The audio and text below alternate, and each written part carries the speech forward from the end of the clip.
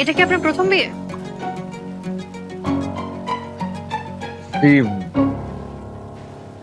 বুঝলাম না। আমি তো হিব্রু ভাষায় প্রশ্ন করিনি, শুদ্ধ বাংলা ভাষায় প্রশ্ন করেছি।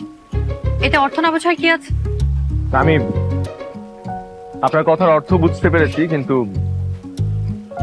প্রথম দেখায় কোনো হাই হ্যালো না করে সরাসরি একটা এম্বারাসিং কোশ্চেন করবেন সেটা বুঝতে পারিনি, মানে আশাও করিনি। আপনি কি আশা করছেন সেটা আপনার ব্যাপার, তবে মেন্টালি প্রিপেয়ার্ড হন। এর থেকে এম্বারেসিং কোশ্চেনের মুখোমুখি হতে হবে আপনাকে। তাই নাকি? জি, শুনেন, একটা কথা ক্লিয়ার করে বলি, আজ আপনি আমাকে দেখতে আসেননি, আমি আপনাকে দেখতে এসেছি। তো আজকে যা কোশ্চেন করার সব আমিই করব। আর আপনি তো বুঝতেই পারছেন আমি ক্যাম্পাস থেকে এসেছি, আমাকে আবার ক্যাম্পাসে যেতে হবে।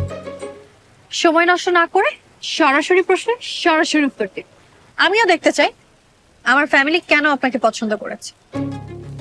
মা বায়োডাটাতে যা লিখেছে তার সাথে ওর কোনোই মিল নেই।